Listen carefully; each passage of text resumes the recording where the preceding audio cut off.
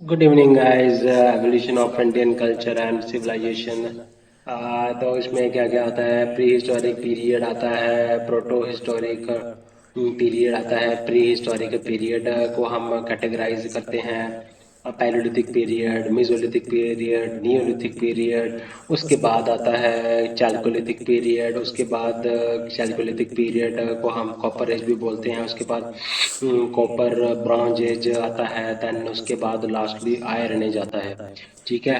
तो ये prehistoric period को क्लासीफाई किया हुआ है। उसके बाद प्रोटो हिस्टोरिक पीरियड है। Protohistoric Indus valley civilisation को हम प्रोटो हिस्टोरिक पीरियड कहते हैं। इंडस वैली सिविलाइजेशन में प्री हड़प्पन है, हड़प्पन है, पोस्ट हड़प्पन कल्चर्स आता है।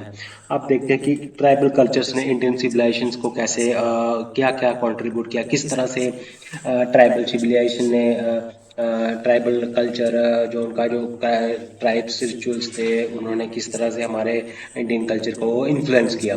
तो पैलेलिथिक कल्चर हम देखते हैं। पैलेलिथिक कल्चर जब ह्यूमन बीइंग जब होमो सैपियंस जब अपीयर जब हुआ क्या कि इस पीरियड में जो ह्यूमन स्पीसीज थे वो क्या करता था, वो हंटिंग गैदरिंग करता था। वो अपना हंट कर, क्योंकि उस टाइम पे कोई टूल टेक्नोलॉजी जो थी उस टाइम पे स्टोन टूल के इस्तेमाल से वो हंटिंग करता था और गैदरिंग करता था। और उसके बाद जब उसका जो रहना था वो केव्स में रहता था। और टोटली फूड जो खाता था वो रॉ फूड खाता था। और दिन में वो शिकार करता था और रात के टाइम में वो सो जाता था। तो इस टाइम पे कोई एज सच कोई सोशल ऑर्गेनाइजेशन उनमें जो थी वो इस तरह की थी कि वो हंटिंग के लिए जब आते थे तो जाते थे तो ग्रुप में जाते थे, क्योंकि ग्रुप में उनका जो सक्सेस रेट था हंटिंग में वो ज़्यादा होता था। उसके बाद फिर वो कपड़े तो नहीं पहनते थे उस टाइम पे, क्योंकि क्लॉथ की डिस्कवरी उस टाइम पे नहीं हुई थी। तो बड़ी सारी साइट्स हैं इंडिया में जो पैलेलिथिक साइट्स बोली जाती हैं। इसमें बड़े सारे बड़े बड़े स्टोन टूल्स का इस्तेमाल वो करता था। उसके बाद जैसे टूल्स का हम बात करें तो चॉपर चॉपिंग टूल्स थे। ठीक है। हैंड एक्सी था उस टाइम पे जो कि जिस सिक्के से वो अपना हंटिंग करता था। उसके बाद पैलेलिथिक पीरियड के बाद मेसोलिथिक पीरियड आया। मेसोलिथिक पीरियड में तो टूल पहले बड़े टूल थे, फिर वो क्या किया उसने, टूल्स का साइज छोटा हो गया उस टाइम पे। हाँ, ये मैं बोल सकता हूँ पैलेलिथिक का पीरियड में ऑस्ट्रालोपिथिकस नो होमो इरेक्टस और होमो सैपियंस अपीयर हुए थे पैलेलिथिक पीरियड में। उसके बाद मेसोलिथिक पीरियड आया तो टूल्स जो थे वो उनका साइजेस कम होता गया। तो और टूल्स छोटे साइज के हो गए, जिनको हम माइक्रोलिथिक टूल्स भी बोलते थे। जैसे उसमें tool technology, different tool technology है, उसके बारे में भी मैं आपको बताऊंगा। तो टूल्स क्योंकि हाँ, और इस पीरियड में फायर की डिस्कवरी भी हो गई और फूड जो था वो अब कुक करके खाने लगा। तो फूड कुक करके खाने लगा और साथ में उसके पास वो जो हथियार जो टूल्स थे वो छोटे हो गए। ठीक है। उसके बाद फिर तो उसके बाद आता है नियोलिथिक पीरियड। नियोलिथिक पीरियड में हाँ, डोमेस्टिकेशन ऑफ एनिमल्स भी मेसोलिथिक पीरियड में उसने शुरू कर दी थी। और आर्ट फॉर्म भी उस पीरियड में एस्टेब्लिश कर दिया था, हो गया था, क्योंकि और वो पेंटिंग करता था। और वॉल पेंटिंग उस टाइम पे होती थी। पेंटिंग वो में उसमें हंटिंग सीन्स को डिपिक्ट करता था। अब उसने पेंटिंग कैसी पेंटिंग बनाई, उसने उसने हंटिंग सीन्स को डिपिक्ट किया।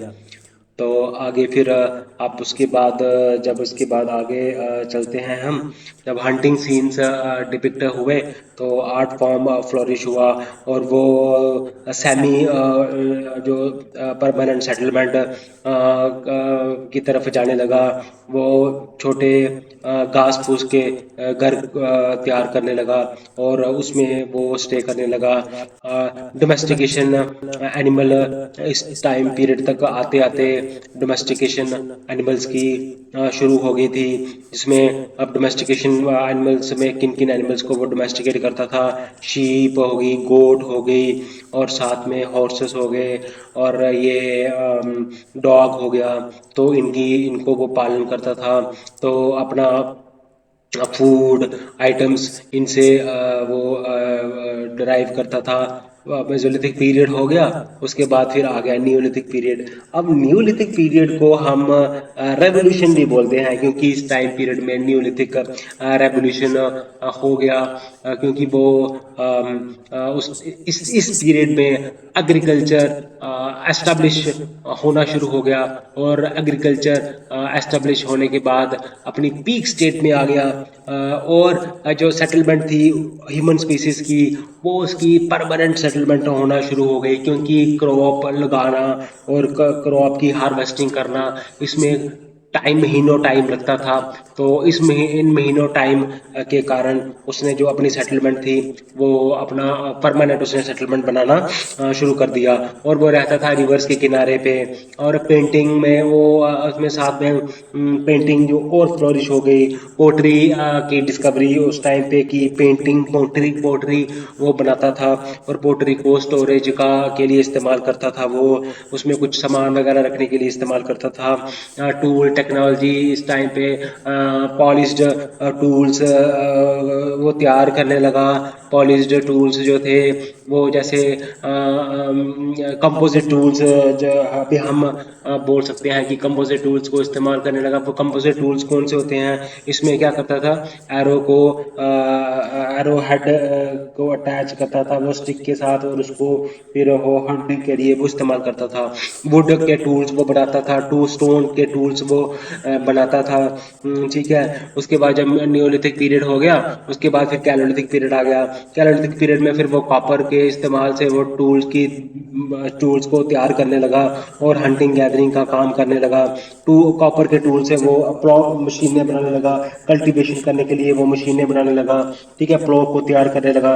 उसके बाद फिर आगे उसके बाद चलते हैं तो ब्रॉन्ज एज आएगी, क्योंकि कॉपर इतना मजबूत नहीं था। तो कॉपर और टिन की मदद से, कि अलॉय की मदद से वो क्या करने लगा, वो तैयार करने लगा ब्रॉन्ज। तो इस एज को उसके बाद फिर ब्रॉन्ज एज आ गई। तो वेरियस टूल्स, इसमें बहुत सारे साइट्स हैं, वो मैं एक एक करके आपको सभी के डिटेल में आपको बताऊंगा कि कौन कौन सी साइट्स हैं जो पैलेलिथिक पीरियड की हैं, या फिर मेसोलिथिक पीरियड की हैं, या फिर ब्रॉन्ज एज की हैं।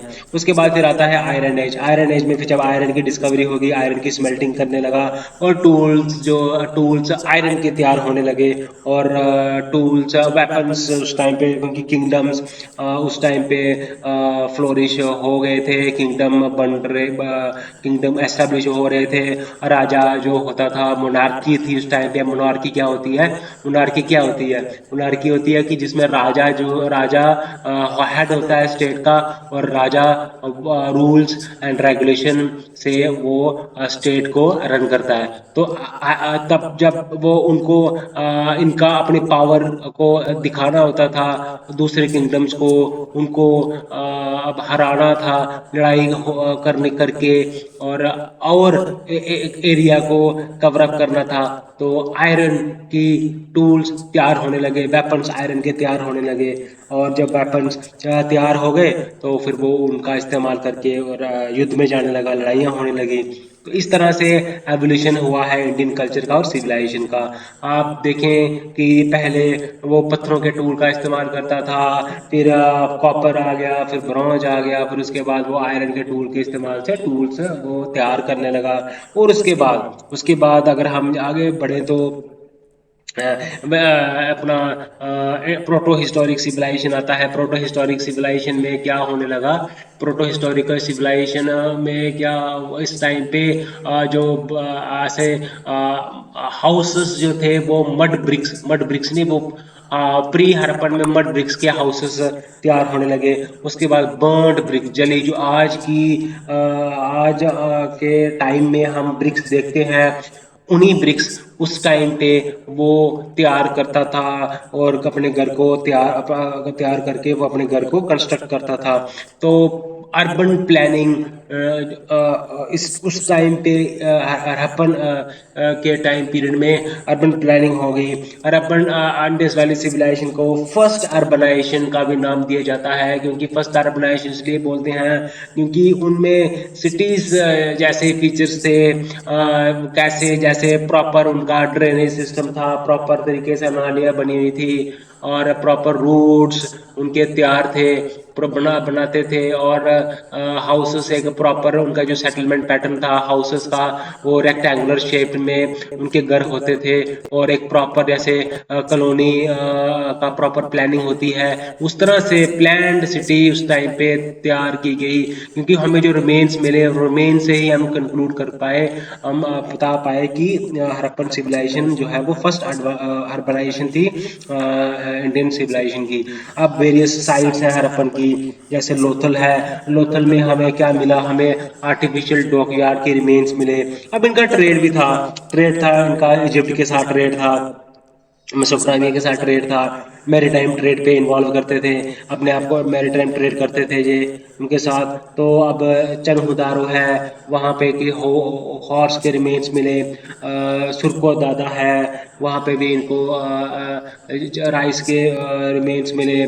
फिर लोथल है, बनावली है, फिर ये सारी sites Indus valley civilisation sites है, हड़प्पन है, मोहनजोदारो है। यहाँ पे ग्रेट बाथ हमें के रिमेन्स मिले, हमें यहाँ पे ग्रेनरीज मिली इन हड़प्पन में और मोहनजोदारो में। तो हमें इसके साथ साथ मेल टोर्सो मिला। मेल टोर्सो जो था वो क्या था, मेल टोर्सो जो था वो एक मेल टोर्सो मिला हमें। बीडेड मैन का वो हमें टोर्सो पिक्चर मिली। हमें हमें मदर गॉडेस के वो हमें रिमेन्स मिले।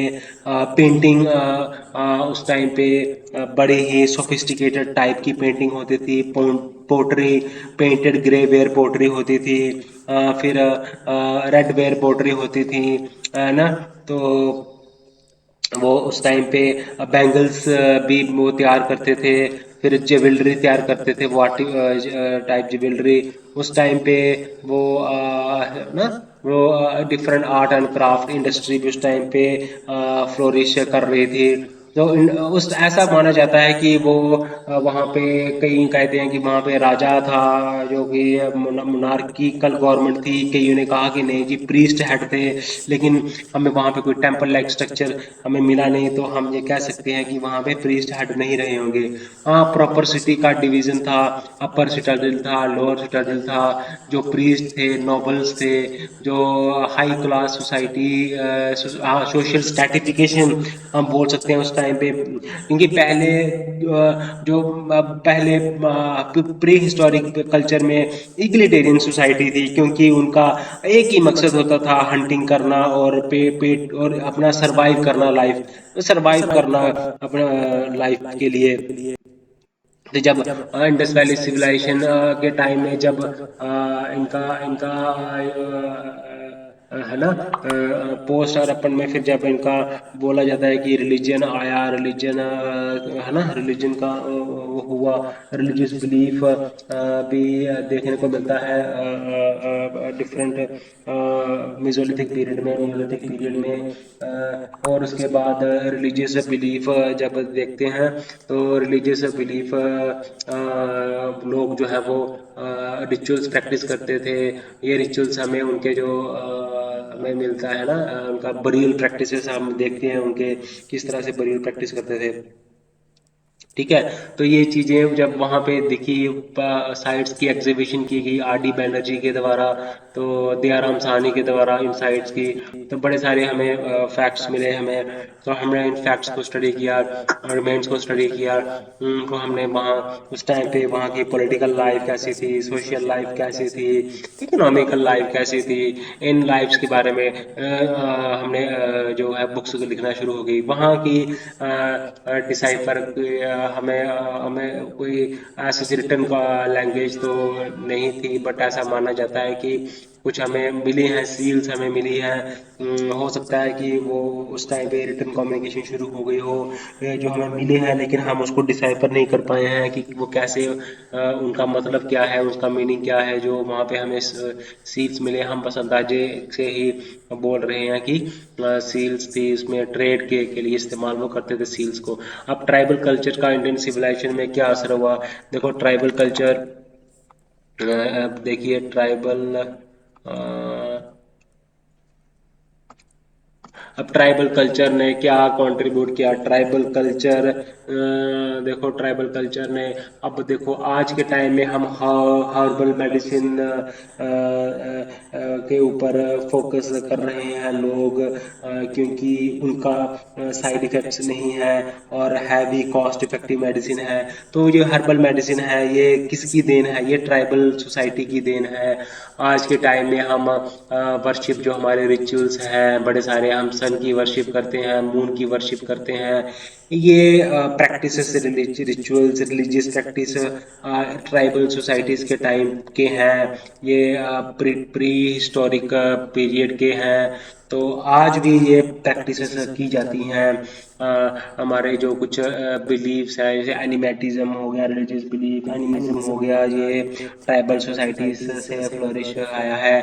हम एग्रीकल्चर भी हम कहें, डोमेस्टिकेशन हम आज भी करते हैं रूरल एरियाज में, अर्बन एरियाज में भी कहीं कहीं डोमेस्टिकेशन होती है, रूरल एरियाज में भी डिफेस्टिकेशन होती है। तो ये ट्राइबल सोसाइटीज की कहते हैं लेगेसी है ये, एग्रीकल्चर है, ये भी ट्राइबल सोसाइटीज की। आज आज मॉडर्न टेक्नोलॉजी के साथ हो रही है, ट्रैक्टर्स आ गए हैं, बड़ी बड़ी मशीन्स आ गई हैं, हार्वेस्टिंग मशीन्स हैं, प्लोइंग मशीन्स हैं। तो बट जो एग्रीकल्चर है, क्रॉप को उगाना, ये ट्राइबल सोसाइटी की ही देन है। अब ट्राइबल सोसाइटीज, पोट्री है, ट्राइबल सोसाइटी की देन है। उसके बाद हमें और बड़ी सारी चीज़ें हैं जो कि ट्राइबल सोसाइटी ने इंडियन सिविलाइजेशन के लिए कंट्रीब्यूट किया। ठीक है। अब देखो ट्राइबल्स जो है वो जंगलों में रहते थे, फॉरेस्ट प्रोड्यूस इस्तेमाल करते थे। तो जैसे शिफ्टिंग कल्टीवेशन वो प्रैक्टिस करते थे। एक एट वन प्लेस वो क्या करते थे, फॉरेस्ट कटिंग करते थे, देन क्रॉप प्लांट करते थे। उसके बाद when soil loses it's fertility, private people move to another place, another jungle. Again, they cut the trees and do cultivation, crop plantation. Again, they went on clearing the forests, and this type of shifting cultivation is still practiced in Indian civilization. So we can say that Indian civilization में rural civilisation भी, rural का भी contribution है, peasants की भी contribution है, then tribal की contribution बहुत ज़्यादा है रूरल सिविलाइजेशन में, आपको पता होना चाहिए। ओके। तो सिविलाइजेशन में इनकी कंट्रीब्यूशन है। उसके बाद अगर हम आगे चले कि अब देखो हमें डिफरेंट जगहों से हमें मिलते हैं क्या, एंथ्रोपोलॉजिकल एविडेंस मिलते हैं। हमें अस्ट्रालोपिथिकस मिला, कहाँ से मिला अस्ट्रालोपिथिकस? हमें अस्ट्रालोपिथिकस हमें साउथ अफ्रीका से मिला, ईस्ट अफ्रीका से मिला उनके रिमेन्स। फिर हमें होमो इरेक्टस हमें जर्मनी से मिला, हाइडेलबर्ग जेनेसिस। फिर हमें होमो इरेक्टस निएंडरथल मिला हमें जर्मनी से। होमो इरेक्टस पैरांथ्रोपस हमें मिला अफ्रीका से। ठीक है। होमो इरेक्टस जैवानिकस हमें मिला एशिया से, कहाँ से? इंडोनेशिया से मिला। पैकिनेंसिस था एक होमो इरेक्टस, वो हमें मिला। तो इंडिया ने कैसे कंट्रीब्यूट किया ह्यूमन एवोल्यूशन में? तो हमें रामापिथिकस और शिवापिथिकस के बारे में पढ़ते हैं, तो हम नर्मदा मैन के बारे में पढ़ते हैं। देखो शिवालिक हिल्स पे हमें बोन्स मिले, हमें स्केलेटन के रिमेन्स मिले। तो हमने जब स्केलेटन रिमेन्स को हमें हमने फॉसिल एविडेंसेस को हमने इन्वेस्टिगेशन की, तो हमने उनका नाम दे दिया रामापिथिकस। और जो शिवालिक हिल्स में एक और मिला हमें फॉसिल रिमेन्स और मिले, उनको हमने नाम दे दिया शिवापिथिकस। तो रामापिथिकस एंड शिवापिथिकस के बड़े बड़े जास थे। इनको हम बोलते हैं, ये रिजेंबल करते थे एप के साथ और ओरेंगुटन के साथ। तो ये हमारे, ऐसा बोला गया कि ये एंसेस्टर्स थे हमारे। फिर बाद में ये कहा गया कि ये इनके जो फीचर्स थे वो ऑस्ट्रालोपिथिकस के साथ मिलते जुलते थे। तो इन्होंने, इनकी एविडेंस से, इनकी डिस्कवरी से इंडिया को वर्ल्ड के जो फॉसिल एविडेंस में इंडिया का नाम भी उसमें एंटर हो गया। उसके बाद फिर एक नर्मदा बेसिन में हमें एक और फॉसिल रिमेन मिला, जिसको हमने नाम दे दिया नर्मदा बेसिन। इसको हम होमो इरेक्टस भी बोलते हैं और नर्मदा मैन भी बोलते हैं। तो इसके जो जहाज थे वो बड़े थे, स्मोल्डर्स छोटे थी, कैनाइनिस छोटी थी, ठीक है। होमो इरेक्टस था, बाइपेडलिस्ट ये थे, ठीक है। बाइपेडलिज्म इनमें फीचर्स थे। फोरामन मैग्नम इनका प्लेजिंग इनकी फॉरवर्ड थी। सैजिटल क्रेस्ट इनमें प्रेजेंट नहीं था। जो हमें शिवापिथिकस और रमापिथिकस मिले, इनका जो फेस था वो था ऑर्थोगेनस फेस था, मतलब फेस जो था वो प्रोजेक्टेड था आउटवर्ड, ठीक है। आउटवर्ड प्रोजेक्ट था इनका फेस। तो नर्मदा मैन का इनका फेस भी जो प्रोजेक्ट था वो आउटवर्ड था।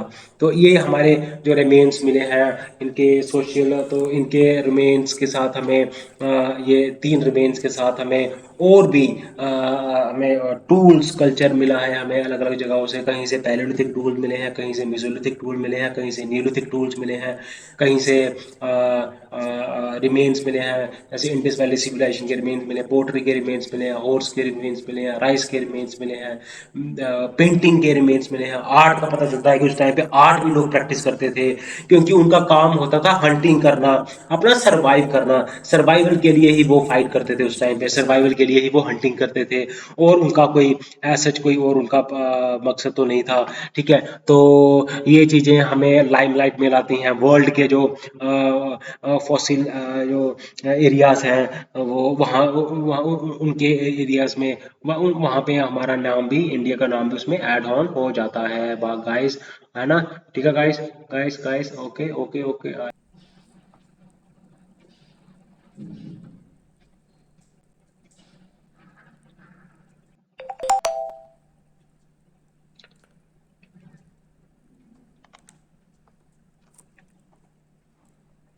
What is ethno archaeology? Ethno archaeology अगर हम देखें, इथनो आर्कियोलॉजी है survival and parallel from among the hunting tribe, foraging tribe, fishing tribe, pastoral. देखो इथनो आर्कियोलॉजी होता है कि हम क्या करते हैं, हम आज की प्रेजेंट टाइम्स ट्राइबल सोसाइटीज को स्टडी करते हैं, उनके कल्चर को स्टडी करते हैं, उनके रिचुअल्स को स्टडी करते हैं, उनके सोशियो कल्चरल एस्पेक्ट्स को स्टडी करते हैं, और उससे हम प्री हिस्टोरिक पीरियड की कल्चर को, सोशियो कल्चरल एस्पेक्ट्स को समझ पाते हैं। जैसे टोडा ट्राइब है, तो ये पैस्टोरलिस्ट ट्राइब है, ठीक है। डोमेस्टिकेशन करते हैं एनिमल की। तो इनके डोमेस्टिक प्रैक्टिसेस एस्पेक्ट्स को स्टडी करके हम प्री हिस्टोरिक पीरियड के में पैस्टोरलिज्म का एस्पेक्ट्स कैसा होता होगा, कैसे करते होंगे, उनको हम समझ पाते हैं अच्छे से। ये होता है इथनो आर्कियोलॉजी। अब हंटिंग, हंटिंग देखो सर्वाइवल एंड पैरेलल हंटिंग। जैसे हंटिंग मान लो सर्वाइव करना, जैसे हंटिंग आज के टाइम में भी, जैसे अब ओंजेस ट्राइब है अंडमान एंड निकोबार आइलैंड में, तो वो आज के टाइम में भी हंटिंग करते हैं। तो हम कह सकते हैं कहीं ना कहीं ये सर्वाइवल की एग्जांपल है। हंटिंग प्रैक्टिसेस जो है वो ओंजे ट्राइब में, क्योंकि पैलेलिथिक पीरियड में हंटिंग स्टार्ट हुई थी, तो अभी तक वो हंटिंग कर रहे हैं ओंज ट्राइब। इसका मतलब कहीं ना कहीं हंटिंग है यहाँ प्रैक्टिस अभी भी हो रही है। तो ये सर्वाइवल एस्पेक्ट है ओंजे ट्राइब का। देन पैरेलल अगर हम देखें, जैसे जैसे पैरेलल का को स्टडी करें हंटिंग एंड गैदरिंग में, जैसे Onges hunting and gathering tribe है, ठीक है। वैसे ही एक अब ट्राइब ले लीजिए ट्रोबारियन आइलैंडर, ठीक है। इनका आपस में कॉन्टैक्ट कोई नहीं है। जहाँ बुशमैन ऑफ कालाहारी डेजर्ट ले लीजिए, या न्यूर ऑफ सूडान ले लीजिए, या अफ्रीका की कोई ट्राइब ले लीजिए, तो ये ट्राइब जो है आपस में इनका कोई कॉन्टैक्ट नहीं है, लेकिन प्रैक्टिस उधर भी हंटिंग गैदरिंग हो रही है और इस एरिया में भी हंटिंग गैदरिंग हो रही है। बट इन्होंने एक दूसरे को हंटिंग गैदरिंग तो सिखाई नहीं, तो इनको हम बोलते हैं पैरेलल। पैरेललिज्म, हंटिंग गैदरिंग उस अफ्रीकन की ट्राइबल सोसाइटी में भी चल रही है और हंटिंग गैदरिंग इंडिया की ट्राइबल सोसाइटी में भी चल रही है। That is parallel going. उसके बाद foraging, hunting and foraging. Then foraging and fishing में, अब फिशिंग ट्राइब्स हैं, साउथ इंडिया में फिशिंग ट्राइब्स हैं, उड़ीसा में फिशिंग ट्राइब्स हैं, तो फिशिंग करते हैं। तो ट्रोबरियन आइलैंडर्स भी फिशिंग करते हैं। तो सेम इसमें हम कह सकते हैं कि ट्रोबरियन आइलैंड्स की फिशिंग और इंडियन ट्राइबल सोसाइटीज की फिशिंग, उड़ीसा ट्राइबल सोसाइटीज की फिशिंग, ये पैरेललिज्म चल रहे हैं, पैरेलली ये चल रहे हैं। तो ये पैरेललिज्म एस्पेक्ट की एग्जांपल है। अब सर्वाइवल क्या है? फिशिंग प्री हिस्टोरिक टाइम पे भी होती थी और आज के टाइम पे भी फिशिंग करते हैं। ओंजेस ओंजेस फिशिंग करते हैं, अंडमान निकोबार आइलैंड के ट्राइबल ग्रुप फिशिंग करते हैं। तो कहीं ना कहीं ये सर्वाइवल की एग्जांपल भी है फिशिंग। और इसके बाद pastoral and pheasant community. Pastoral and pheasant pastoral community जैसे टोडा है, टोडा आज के टाइम में भी पेस्टोरलिज्म करते हैं और बड़ी सारी सोसाइटीज हैं जो कि पेस्टोरलिज्म प्रैक्टिस करती हैं, ठीक है। वैसे ही अफ्रीकन की कई सोसाइटीज हैं, नॉर्थ अमेरिका की कई सोसाइटीज हैं जो कि पेस्टोरलिज्म करती हैं। आपस में इनका कोई कांटेक्ट नहीं है। दिनों ने डिफ्यूजनिज्म में हमने पढ़ा ना, कल्चर एक जगह से स्टार्ट होता है, फिर बाकी दूसरे जगहों में जाके वो फ्लोरिश करता है। तो ये चीजें ऐसा नहीं है, ये चीजें इंडिपेंडेंटली स्टार्ट हुई हैं अलग अलग ट्राइबल ग्रुप्स में। पैस्टोरलिज्म इंडिपेंडेंटली स्टार्ट हुआ है अलग अलग ट्राइबल ग्रुप्स में, जो कि आइसोलेटेड है, जिनका आपस में कॉन्टैक्ट भी नहीं है। तो that is an example of parallelism. And survival भी हम कर सकते हैं पैस्टोरलिज्म। पहले भी डोमेस्टिकेशन होती थी। बताया मैंने आपको डोमेस्टिकेशन कब शुरू हुई थी? मिजोलिथिक पीरियड में डोमेस्टिकेशन शुरू हुई थी। तो मिजोलिथिक पीरियड से डोमेस्टिकेशन हो रही है। अब भी ट्राइबल सोसाइटी टोडा जो है वो कर रहा है ये प्रैक्टिस। इसका मतलब अभी भी डोमेस्टिकेशन, पैस्टोरलिज्म अभी भी सर्वाइव कर रही है। तो that is perfect example of survival. Then another is art and craft. Art and craft producing communities. Art and craft बड़ी सारी सोसाइटीज हैं जो आर्ट एंड क्राफ्ट में है। जैसे ओजास हैं, ठीक है।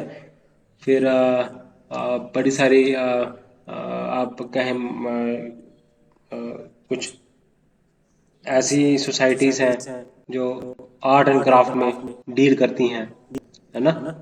तो वो आर्ट एंड क्राफ्ट तो ये तो पैलेलिथिक टाइम से है ये, और आज के टाइम में भी जैसे मधुबनी पेंटिंग्स हैं, ठीक है। तो ये एग्जाम्पल है, अभी भी सरवाइव कर रही है। पेंटिंग हो गई, जो आर्ट फॉर्म हो गया, डिफरेंट तरह का आर्ट फॉर्म, है ना, जो ट्रेडिशनली प्री हिस्टोरिक पीरियड में शुरू हुआ था लेकिन आज के टाइम में भी प्रैक्टिस होता है। जैसे पोट्री है, कुम्हार पोट्री आज के टाइम में भी प्रैक्टिस करते हैं। आज भी कई एरियाज में जो प्रैक्टिस करते हैं, ट्राइब्स की प्रैक्टिस करते हैं। तो पोट्री तो ये मेसोलिथिक पीरियड से आ रही है, तो ये सर्वाइवल की एग्जांपल भी है। तो पैरेललिज्म ऐसे पोट्री अफ्रीकन की ट्राइब्स भी करते हैं, यहाँ के ट्राइब्स भी करते हैं। तो ट्राइबल की एग्जांपल देके हम पैरेललिज्म को भी समझा सकते हैं और सर्वाइवल को भी समझा सकते हैं, ठीक है। Then demographic profile of India. Demographic profile, आप कौन कौन से एथनिक जो देखिए डेमोग्राफिक प्रोफाइल, आप डेमोग्राफिक का प्रोफाइल की बात करें, एथनिक एंड लिंग्विस्टिक एलिमेंट्स कौन कौन से हैं। देखो इसमें मैं आपको ब्रीफ में थोड़ा बताऊंगा, इसको ब्रीफ में ये क्या है। ये Okay, guys.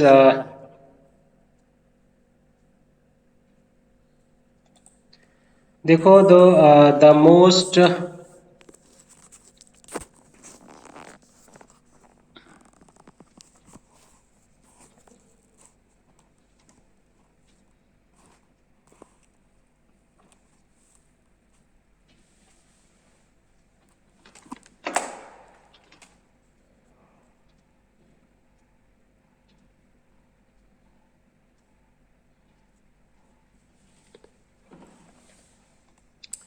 अब प्रोफाइल करना है हमने एथनिक और देखो demographic and ethnic and linguistic elements. अब डेमोग्राफिक प्रोफाइलिंग करनी है इंडिया की, तो उसमें क्या आता है, एथनिक एलिमेंट्स आते हैं और आते हैं लिंग्विस्टिक एलिमेंट्स। ठीक है, पहले हम एथनिक एलिमेंट्स देखते हैं ब्रीफ में। ठीक है, तो एथनिक एलिमेंट, अब देखो इसमें हम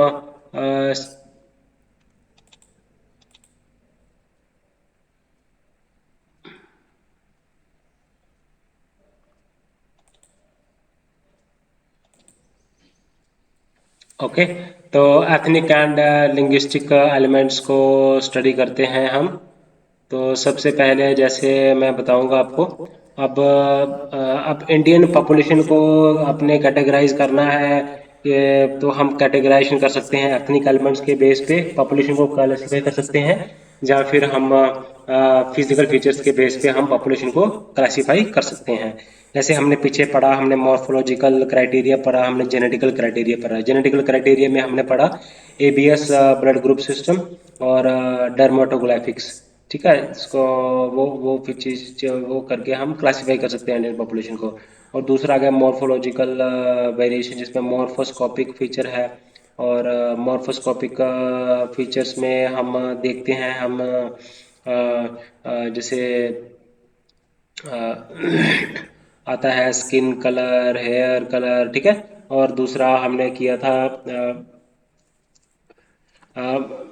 मैट्रिक मैटर्स, मैट्रिक मैथड्स में हम जैसे जो चीज़ें मेजरमेंट कर सकते हैं, जैसे हाइट है ना, इसको हम मेजर कर सकते हैं। ठीक है, तो अब रिस्ले देखो इसमें क्लासिफिकेशन आती है, हम एच रिस्ले की क्लासिफिकेशन ब्रीफ में बताऊंगा। रिस्ले ने इंडियन पॉपुलेशन को कैटेगराइज किया था डिफरेंट ग्रुप्स में। तो पहला ग्रुप था टर्को इरानियन, सेकंड था इंडो आर्यन, थर्ड था थर्ड था स्काइथो ड्राविडियन, ये याद ही करना पड़ेगा। आर्यो ड्राविडियन था चौथा। फिर था मंगोलो ड्राविडियन, मंगोलॉइड। तो ड्राविडियन देखो याद कैसे करना है। ड्राविडियन चार थे, Scytho Dravidian, Mongolo Dravidian, Aryo Dravidian and fourth is Dravidian. Dravidian, Aryo Dravidian, Mongolo Dravidian and Scytho Dravidian. और चार हो गए, तीन और आपने याद करने हैं। एक है टर्को ईरानियन, एक है इंडो आर्यन, देखो टर्को ईरानियन, इंडो आर्यन, मंगोलॉइड। तीन ही आ गई, सात इन्होंने दी। टर्को तुर्को तुर्को ईरानियन, ठीक है, और दूसरी आ गई इंडो आर्यन, तीसरी आ गई मंगोलॉइड। तो ये क्लासिफिकेशन एच एस रिसले ने दी। और फिर इसके बाद एक क्लासिफिकेशन और है, गुहा की क्लासिफिकेशन। तो गुहा ने भी इंडियन पॉपुलेशन को डिवाइड किया डिफरेंट रेशियल ग्रुप्स में, जिसमें उन्होंने कहा कि एक नेग्रिटो है, प्रोटो ऑस्ट्रोलॉइड है, मंगोलॉइड है, मेडिटेरेनियन है, वेस्टर्न ब्राचिसेफालिक है और नॉर्डिक है। देखो याद कैसे करना है। सबसे पहले है नेग्रिटो, नेग्रिटो है, ठीक है, प्रोटो ऑस्ट्रोलॉइड है, मंगोलॉइड है, मेडिटेरेनियन है, वेस्टर्न ब्राचिसेफालिक है और नॉर्डिक्स है। देखो नॉर्डिक्स, नेग्रिटो, वेस्टर्न ब्राचिसेफालिक, मंगोलॉइड, उसमें भी था मंगोलॉइड एच की क्लासिफिकेशन में, और प्रोटो एस्ट्रोलॉइड है। बाकी बाकी सब मंगोलॉइड रिस्ले की क्लासिफिकेशन में भी था, और अब इसमें गुहा की क्लासिफिकेशन में भी है। ठीक है, तो आपने याद करना है, निग्रिटो हो गया, प्रोटो एस्ट्रोलॉइड हो गया, नॉर्डिक हो गया, मंगोलॉइड हो गया, ठीक है, वेस्टर्न ब्राचिस फैलिक हो गया और मेडिटेरेनियन हो गया। बस सिंपल, तीन तीन छः, छः इन्होंने दिया, छः में डिवाइड किया। उसके बाद थर्ड क्लासिफिकेशन आती है एसएस सरकार की। तो एसएस सरकार ने भी ग्रुप रेशियल ग्रुप्स के नाम दिए। उनका नाम था, एक था एस्ट्रोलाइट। अब जो गुहा ने कहा प्रोटो एस्ट्रोलाइट, इन्होंने एस्ट्रोलाइट नाम दिया। इंडो आर्यन ऊपर जो एसएस रिसले ने भी इंडो आर्यन की क्लासिफिकेशन दी, इंडो आर्यन दिया, एस्ट्रोलाइट दिया। फिर इन्होंने इरानो स्काइथियन दिया, एक दिया इन्होंने मुंडरी स्पीकर्स और दिया फार ईस्टर्न। पांच इन्होंने रेशियल ग्रुप्स दिए। कौन कौन से? सिंपल दो, तो एक तो आ गया मंगोलॉइड, एक आ गया इंडो आर्यन, इंडो आर्यन, एक आ गया प्रोटो ऑस्ट्रोलाइड, एक आ गया इरानो स्काइथियन और फार ईस्टर्न मुंडरी स्पीकर्स। बस सिंपल पांच। तो छह आ गया मंगोलियन, छह इन्होंने दिए। तो तीन रेशियल ग्रुप्स हैं, एचएस रिस्ले, एसएस सरकार और गुहा। तो ये आगे इन्होंने ग्रुप को रेसिडुअल ग्रुप को क्लासिफाई किया। देन उसके बाद आता है structure factors affecting the growth and development. अब बहुत सारे फैक्टर्स हैं, सोशल इकोनॉमिक फैक्टर्स हैं। अब देखो लिंग्विस्टिक एलिमेंट, ये आ गया एथनिक एलिमेंट। अब लिंग्विस्टिक एलिमेंट का भी आपको ब्रीफली मैं आपको थोड़ा सा इसमें ज़्यादा जो इंडियन लैंग्वेज है, देखो इंडियन लैंग्वेजेस की क्लासिफिकेशन है ब्रॉडली चार ग्रुप्स हैं। एक तो है इंडो आर्यन लैंग्वेज फैमिली, ठीक है। एक है इंडो यूरोपियन लैंग्वेज फैमिली, जिसको हम आर्यन भी बोलते हैं। एक है द्राविडियन लैंग्वेज फैमिली, एक है ऑस्ट्रो एशियाटिक फैमिली और चौथी है तिब्बतो चाइनीज फैमिली। देखो इंडो आर्यन फैमिली है, जिसको हम इंडो यूरोपियन फैमिली भी बोलते हैं। एक है ऑस्ट्रो एशियाटिक फैमिली, एक है द्राविडियन फैमिली और चौथी है तिब्बतो बर्मीज, तिब्बतो चाइनीज कह लीजिए, तिब्बतो चाइनीज, तिब्बतो चाइनीज फैमिली, जिसको हम कित्ता भी कहते हैं। तो ये सारी चार मेजर है क्लासिफिकेशन, ठीक है। तो अब देखो अब करते हैं structure and function of traditional social system. Structure and function of traditional social system में हम क्या पढ़ते हैं? हम पढ़ते हैं आश्रमा, चार आश्रमा है। क्या कौन कौन से आश्रम है? चार आश्रमा, एक तो है ब्रह्मचार्य, ठीक है।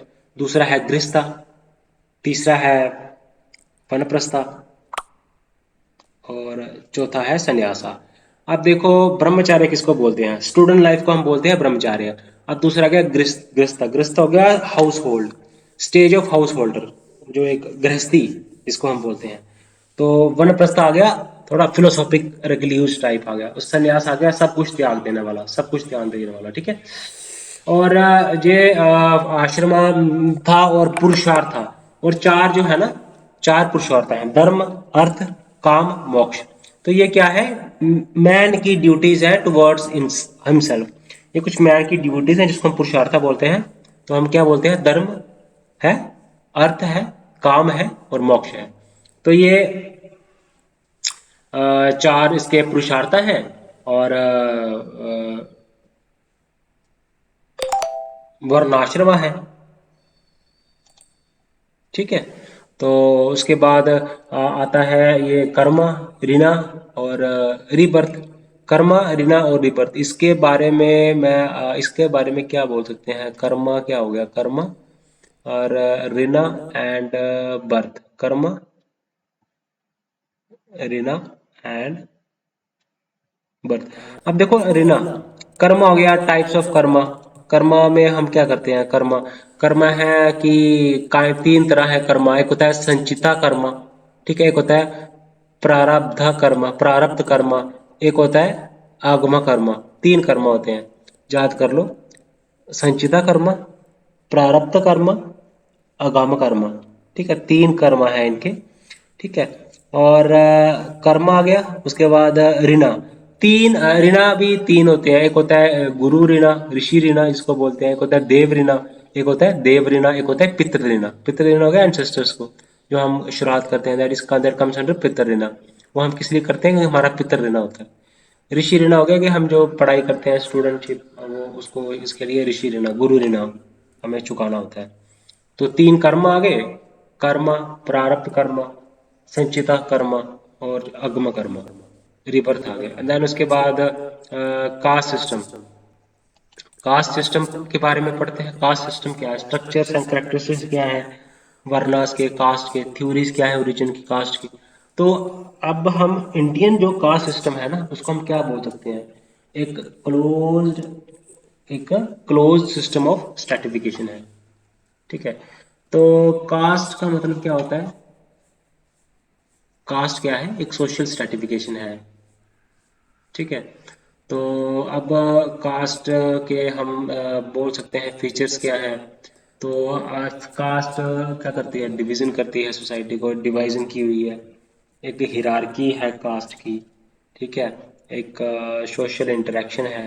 ठीक है, ऑक्यूपेशन है, कास्ट में फिक्स्ड ऑक्यूपेशन का कंसेप्ट भी है। ठीक है ना, कास्ट। तो सिविल एंड रिलीजियस डिसेबिलिटीज है किन की, हायर जो कास्ट है उनके पास सिविल भी है, रिलीजियस लिबर्टीज भी है। बट जो लोअर कास्ट है उनको ना रिलीजियस लिबर्टी से डिवाइड है, वो सिविल लिबर्टी से भी डिवाइड है। तो इंडियन कास्ट सिस्टम की ये सारी कैरेक्टरिस्टिक्स हैं। ठीक है, उसके बाद अब देखते हैं। अब अगर हम बात करें कास्ट सिस्टम, देखो कास्ट,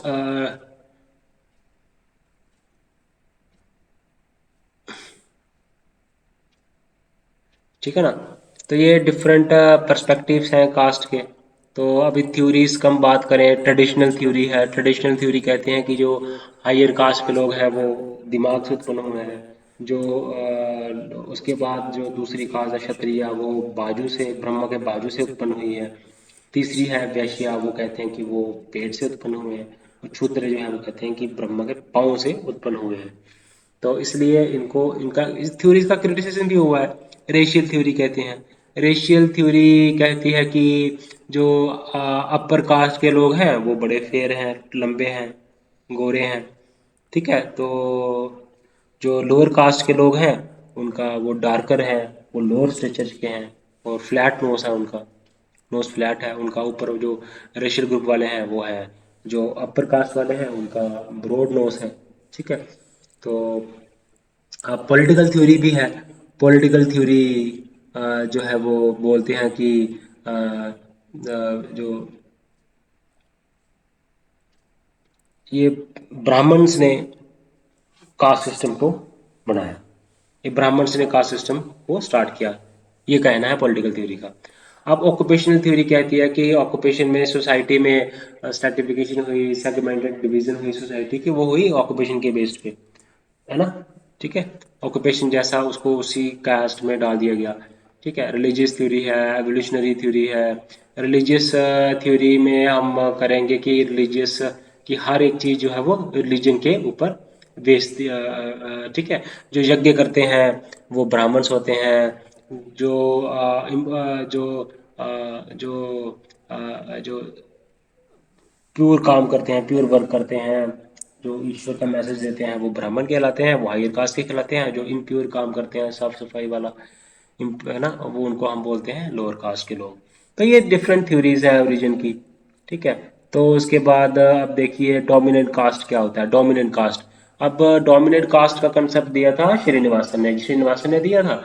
तो डोमिनेंट कास्ट में कहा था कि इसने एक विलेज है मैसूर सिटी के साथ में, एक विलेज है रामपुरा विलेज, एक रामपुरा विलेज है मैसूर सिटी में। मैसूर सिटी में कर्नाटका में मैसूर सिटी है, वहाँ पे एक रामपुरा विलेज है, वहाँ पे डोमिनेंट कास्ट की स्टडी की। तो डोमिनेंट कास्ट हम कह सकते हैं कि उसकी अगर कुछ करेक्टरिस्टिक्स होती हैं डोमिनेंट कास्ट की। एक होती है कि उनका एक हाई, तो हिरार्की में, कास्ट की हिरार्की में उनका प्लेस हाई होता है। उनके पास बहुत ज़्यादा लैंड होती है। ठीक है, और स्ट्रेंथ भी उनकी ज़्यादा होती है। ठीक है, जैसे हम बात करें रेड्डीज है, रेड्डीज है आंध्र प्रदेश में, केरला में नायर्स हैं, महाराष्ट्र में मराठा है, गुजरात में बनिया है, पाटीदार है, पाटीदार है। तो ये डोमिनेंट कास्ट है। पाटीदार हो गई, बनिया हो गई। ठीक है, पाटीदार है, बनिया है। ठीक है, उसके बाद फिर आंध्र प्रदेश में रेड्डीज हैं। तो ये चीज़ें, नॉर्थ इंडिया में राजपूत हैं, जाट हैं, ये सारी डोमिनेंट कास्ट है। ठीक है, तो अब देखते हैं कास्ट मोबिलिटी क्या चीज होती है। कास्ट मोबिलिटी क्या होती है कि डाउनवर्ड मोबिलिटी होती है, अपवर्ड मोबिलिटी होती है, और लोअर कास्ट के लोग हायर कास्ट में तब्दील हो रहे हैं, हायर कास्ट के लोग लोअर कास्ट में जा रहे हैं। ठीक है, तो हायर कास्ट के लोग लोअर कास्ट में जा रहे हैं, लोअर कास्ट के लोग हायर कास्ट में जा रहे हैं। ठीक है, तो ये चीजें हैं। तो आप देखते हैं अपर कार, ये इसको बोलते हैं कार कास्ट मोबिलिटी। डाउनवर्ड मोबिलिटी है, अपवर्ड मोबिलिटी है। ठीक है, तो अब हम कास्ट मोबिलिटी पढ़ते हैं इसको, उसके बाद हमें देखते हैं कि अब देखते हैं एक और कंसेप्ट आता है, बड़ा ही ब्यूटीफुल कंसेप्ट है, जजमानी कंसेप्ट। तो जजमानी सिस्टम क्या है, William H Wiser, W H Wiser ने ये जो जजमानी टर्म है ये दिया था। इन्होंने एक बुक लिखी थी, the Hindu jajmani system, Hindu jajmani system. तो उसमें ये टर्म दी थी जो है विलियम वाइजर ने।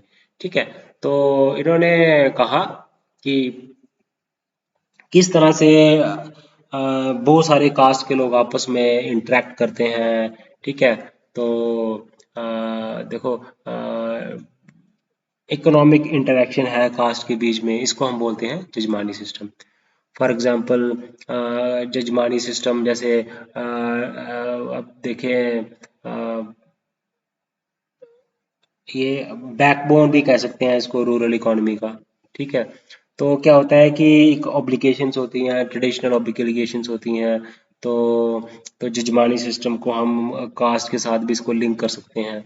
ठीक है, तो क्या होता है कि जो हायर कास्ट के जो लोग होते हैं ना, वो क्या करते हैं, उनके पास एग्रीकल्चर लैंड होती है। ठीक है, तो वो प्रोडक्शन करते हैं, और प्रोडक्शन करते हैं कि वो प्रोडक्शन करते हैं। और जो लोअर कास्ट के लोग होते हैं, जैसे नाई हो गया, कुम्हार हो गया, ब्लैक स्मिथ हो गया, धोबी हो गया, स्वीपर हो गया। ठीक है, तो ये लोग क्या करते हैं, लोअर कास्ट के लोग ये सर्विस प्रोवाइड करते हैं हायर कास्ट के लोग को। और हायर कास्ट के लोग के पास लैंड बड़ी ज्यादा होती है, तो वो अपने वो फूड इनको देते हैं, ग्रेन्स इनको देते हैं। तो इसको ये स्टडी किया किसने, डब्ल्यू एच वाइजर ने। तो अब एक बड़ा ही ब्यूटीफुल कंसेप्ट आता है इसके बाद, tribal caste continuum. Tribal caste continuum जो है वो एफ जी बेले ने स्टडी किया। एफ जी बेले ने स्टडी किया, जिन्होंने क्या किया, ओरिया एंड कौन एक ओरिया एक ट्राइबल ग्रुप है, उनकी स्टडी की। तो उन्होंने ट्राइबल कास्ट कॉन्टिन्यूम का कंसेप्ट दे दिया। क्या दे दिया, ट्राइबल कास्ट कॉन्टिन्यूम। इसने कहा कि एक साइड पे ट्राइब है और एक कोने पे कास्ट है। तो कास्ट में क्या है, कास्ट में एक तो हिरार्किकल सिस्टम है, उसमें है ना, हिरार्की पढ़ी हमने कास्ट सिस्टम में। तो डिपेंडेंस भी है, उनके बीच में जजमानी सिस्टम भी लागू चलता है। बीच में एक आगे दो ट्राइब्स, इधर एक तरफ आगे ट्राइब में क्या है, उनमें इग्लिटेरियन है वो, यहाँ पे हिरार्की है, यहाँ पे इग्लिटेरियन है। तो ट्राइब के अंदर डिपेंडेंस है, ये इंटरकास्ट डिपेंडेंस है, इसमें ट्राइब डिपेंडेंस है। तो कोंद एंड ओरिया ये दोनों बीच में फॉल करते हैं। इनमें कोंद एंड ओरिया की ट्राइब जो है, इनमें कुछ फीचर्स जो है वो ट्राइब्स के हैं, कुछ फीचर्स इनमें कास्ट के हैं। इसको हम बोलते हैं ट्राइबल कास्ट कॉन्टिन्यूम, जो कि किसने दिया था, एफ जी बेली ने। ओके, तो बड़ा ही ब्यूटीफुल कंसेप्ट है ये एफ जी बेली का। उसके बाद आता है देखो जो सैक्रेड कम्प्लेक्स है ना, ये दिया था एलपी विद्यार्थी ने। एलपी विद्यार्थी थे, उन्होंने बुक लिखी थी सैक्रेड कम्प्लेक्स इन हिंदू गया। हिंदू गया को बुक लिखी, एक हिंदू गया एक जगह है, सैक्रेड कम्प्लेक्स है, उसको ध्यान में रखे तो इन्होंने सैक्रेड कम्प्लेक्स का जो कंसेप्ट था वो दिया। तो पहले इन्होंने कहा कि तीन चीजें होती हैं, एक होता है सैक्रेड ज्योग्राफी, एक होता है सैक्रेड परफॉर्मेंस, और एक होता है सैक्रेड स्पेशलिस्ट। सैक्रेड ज्योग्राफी हो गया कि एरिया जहाँ पे मंदिर है, या जहाँ पे कोई रिलीजियस प्रैक्टिस या फिर रिचुअल प्रैक्टिस होती है। और दूसरा आता है सैक्रेड परफॉर्मेंस, जो वहाँ पे ब्राह्मण होगा, प्रीस्ट होगा, जो कि उसको मंत्र करेगा, यज्ञ करेगा, पूजा करेगा, आरती करेगा। ठीक है, तो ज्योति जलाएगा। ठीक है, सैक्रेड स्पेशलिस्ट, एक होता है सैक्रेड स्पेशलिस्ट। सैक्रेड स्पेशलिस्ट हो गए प्रीस्ट, प्रीस्ट हो गया, प्रीस्ट हो गया जो, सॉरी हाँ, ये जो मैंने आपको बताया ना, ये है सैक्रेड स्पेशलिस्ट। और जो सैक्रेड परफॉर्मेंस है वो क्या होता है, पूजा होती है, आरती होती है, यज्ञ होता है। तो इन चीजों इनका इंटरेक्शन को, इनका इंटरप्ले को स्टडी किया किसने, एलपी विद्यार्थी ने। ठीक है, तो इन्होंने कहा क्या, जो सेंटर है, ठीक है, एक होली सिटी है, उसके दो पार्ट्स होते हैं। सैक्रेड ज्योग्राफी क्या हो गया, जैसे गया है एक सैक्रेड ज्योग्राफी है ना। गया एक सैक्रेड ज्योग्राफी है, क्योंकि वहां पे वो करते हैं, पिंडदान करते हैं, एंसेस्टर्स को शांत करने के लिए वहां पे पूजा की जाती है, पिंडदान किया जाता है। ठीक है, ये आ गया सैक्रेड कम्प्लेक्स। तो हमने सैक्रेड कम्प्लेक्स का पढ़ा, फिर उसके बाद बड़ा ही ब्यूटीफुल कंसेप्ट आता है nature man spirit complex. Nature man spirit complex भी आपने, इसने एलपी विद्यार्थी ने दिया था। इसने क्या किया, एक मेलर, कोई ट्राइबल सोसाइटी है मेलर, उनके ऊपर स्टडी की, उनकी स्टडी की, तो एक नेचर मैन स्पिरिट कम्प्लेक्स दे दिया। तो नेचर मैन स्पिरिट कम्प्लेक्स क्या दे दिया कि क्या नेचर को, जो वहां पे जो मेलर जो है ना कम्युनिटी, वो इंटरेक्ट करती है नेचर के साथ, इन्वायरमेंट के साथ इंटरेक्ट करती है ना, वो इन्वायरमेंट के साथ इंटरेक्ट करेगी। तो इंटरेक्शन का मतलब वो डिपेंडेंट है इन्वायरमेंट के ऊपर, वो फूड के लिए डिपेंडेंट है एग्रीकल्चर फॉरेस्ट के ऊपर। ठीक है, वो फॉरेस्ट प्रोड्यूस के लिए, वुड के लिए डिपेंडेंट है। तो इंटरेक्शन है उनके नेचर के साथ। और मैन क्या आ गया, मैन आ गया, अब देखो, जैसे वो शिफ्टिंग कल्टीवेशन करते हैं नेचर में, इंपॉर्टेंट हम उसको जोड़ रहे हैं। अब मैन का आ गया, मैन का आ गया कि जो उनका जो सोशल इंस्टीट्यूशन अपना, उनका जो सेटअप है ट्राइब्स का, जिसमें आ जाते हैं अपना उनकी मैरिज सिस्टम, फैमिली जो हमने पढ़ा, हंगर फॉर फूड एंड ये सारी चीजें है ना। दो नीड्स हैं, एक हंगर है, भूख है, और एक रिप्रोडक्शन है। ठीक है, तो तीसरा आ गया स्पिरिट। स्पिरिट होता है कि मतलब मेलर क्या करते हैं, वो स्पिरिट की वर्शिप करते हैं। वो समझते हैं कि एंसेस्टर वर्शिप करते हैं। तो उनको क्या बोलते हैं, वो गोसाइया, गोसाइन, गोसाइन की वर्शिप करते हैं, वो उनको मानते हैं एंसेस्टर वर्शिप। ठीक है, तो ये है नेचर मैन स्पिरिट कम्प्लेक्स, ये स्टडी की थी एलपी विद्यार्थी ने। तो ब्यूटीफुल कंसेप्ट आता है ये। ठीक है, उसके बाद हम देखते हैं आगे बढ़ते हैं गाइस, आगे अब देखते हैं कि बुद्धिज्म का क्या इम्पैक्ट पड़ा इस्लाम के ऊपर, इस्लाम का क्या इम्पैक्ट पड़ा, क्रिश्चियन का क्या इम्पैक्ट पड़ा, बुद्धिज्म, ठीक है, क्रिश्चियन और इस्लाम का क्या इम्पैक्ट पड़ा। अब देखो बुद्धिज्म का, देखो जो है ना, बुद्धिज्म किस पे बिलीव करती है, बुद्धिज्म बिलीव करती है, कास्ट को वो नहीं मानती। तो बुद्धिज्म ने कास्ट की वजह से जो इनइक्वालिटीज थी उसको कम किया। ठीक है, तो बुद्धिज्म ये मानती थी कि, वो राजाओं को ये बोलती थी कि आप पीजेंट्स को, कैटल्स को, ठीक है, सप्लाई करो, सीड्स दो, आप पीजेंट्स को सीड्स दो, कैटल्स को सीड्स दो, इम्प्लीमेंट्स दो। ठीक है, तो ये कह रहे थे कि एग्रीकल्चर का, बोलते थे कि एग्रीकल्चर पे फोकस करना चाहिए, एग्रीकल्चर कैरी आउट करना चाहिए। इन्होंने कहा कि ट्रेड भी करना चाहिए फॉरेन लैंड के साथ, ये बुद्धिज्म ने कहा। ठीक है, तो और पॉलिटिकल लाइफ में इन्होंने कहा कि अहिंसा होनी चाहिए, अहिंसा का पाठ पढ़ाया बुद्धिज्म ने। ठीक है, तो बेसिकली बुद्धिज्म जो था ना, वो एक सिंपल था रिलीजन, बड़ा ही सादा, सिंपल सादा रिलीजन था। तो इन्होंने पॉपुलर रिलीजन भी था, सिंपल रिलीजन था, इन्होंने सिंपलिसिटी का पाठ पढ़ाया। ठीक है ना, तो अब बुद्धिज्म ने ये भी कहा कि रीजनल लैंग्वेज की डेवलपमेंट होनी चाहिए। देखो पॉलिटिकली भी इम्पैक्ट किया, सोशली भी इम्पैक्ट किया, इकोनॉमिकली भी इम्पैक्ट किया बुद्धिज्म ने। ठीक है, तो ये बुद्धिज्म की कंट्रीब्यूशन थी।